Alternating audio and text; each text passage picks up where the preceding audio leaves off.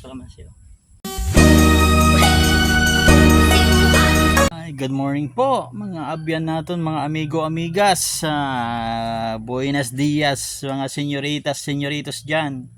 Dito tayo sa bukid, nag-harvest ako ng kalamansi at after isang oras ito na yung na-harvest ko. Papakita ko sa inyo.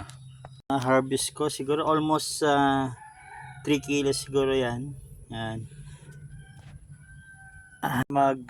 Mahirap din pala mag-harvest ng kalamansi. Oo, kasi talagang lalo na pag wala kang hagdan, panungkit lang ang gamit mo, medyo mahirap.